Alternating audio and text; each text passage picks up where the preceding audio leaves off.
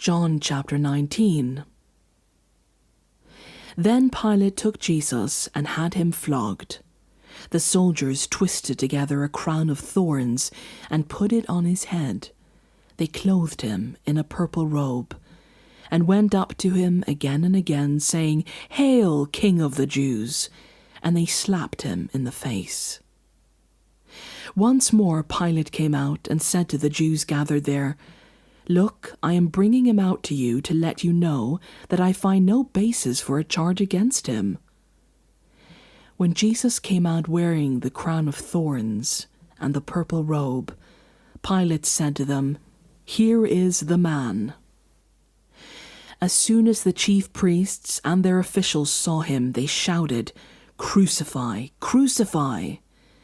But Pilate answered, "You take him and crucify him. As for me, I find no basis for a charge against him." The Jewish leaders insisted, "We have a law, and according to that law he must die, because he claimed to be the Son of God." When Pilate heard this, he was even more afraid, and he went back inside the palace. "Where do you come from?" he asked Jesus. But Jesus gave him no answer.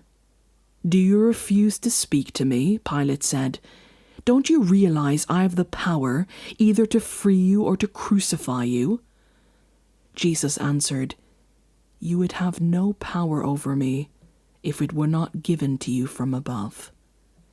Therefore the one who handed me over to you is guilty of a greater sin." From then on, Pilate tried to set Jesus free, but the Jewish leaders kept shouting, "If you let this man go, you are no friend of Caesar. Anyone who claims to be a king opposes Caesar." When Pilate heard this, he brought Jesus out and sat down on the judge's seat at a place known as the Stone Pavement, which in Aramaic is Gabbatha. It was the day of preparation of the Passover. It was about noon. "Here is your king," Pilate said to the Jews. But they shouted, take him away, crucify him." "Shall I crucify your king?" Pilate asked. "We have no king but Caesar," the chief priests answered. Finally, Pilate handed him over to them to be crucified. So the soldiers took charge of Jesus.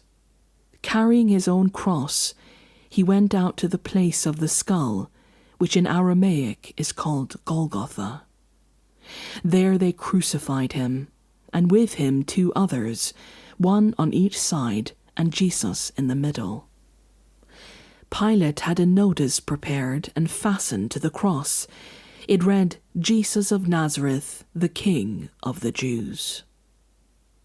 Many of the Jews read this sign, for the place where Jesus was crucified was near the city, and the sign was written in Aramaic, Latin, and Greek.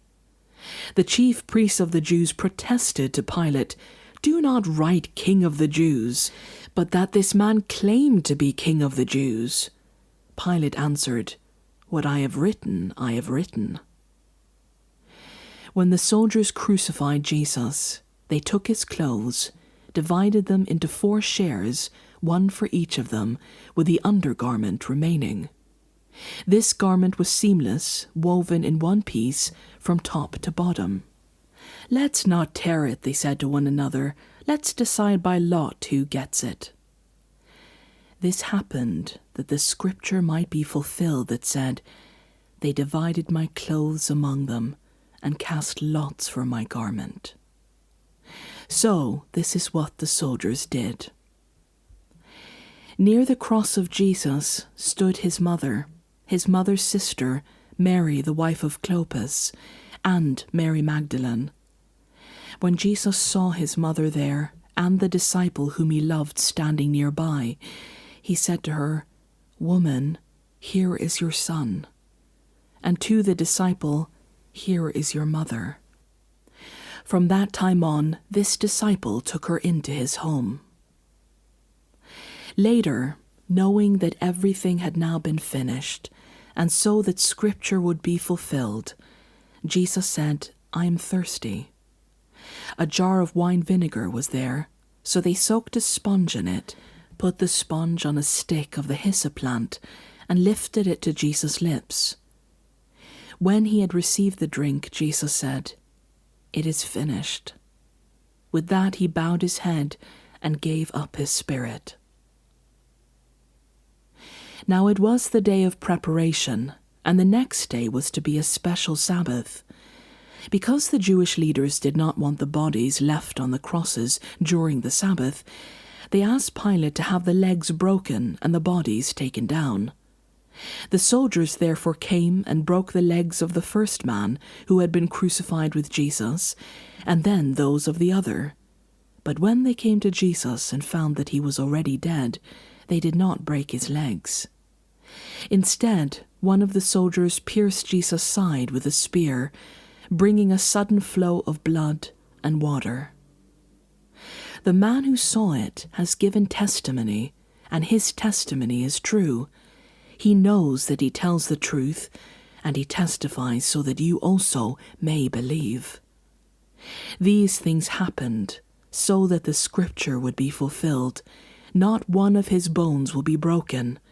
And, as another scripture says, they will look on the one they have pierced. Later, Joseph of Arimathea asked Pilate for the body of Jesus.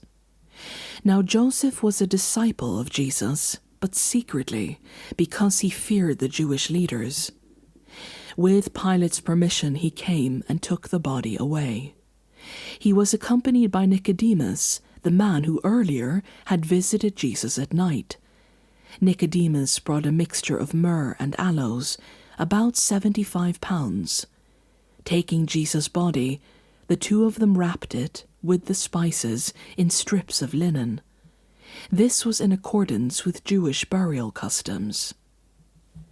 At the place where Jesus was crucified, there was a garden, and in the garden a new tomb, in which no one had ever been laid. Because it was the Jewish day of preparation, and since the tomb was nearby, they laid Jesus there.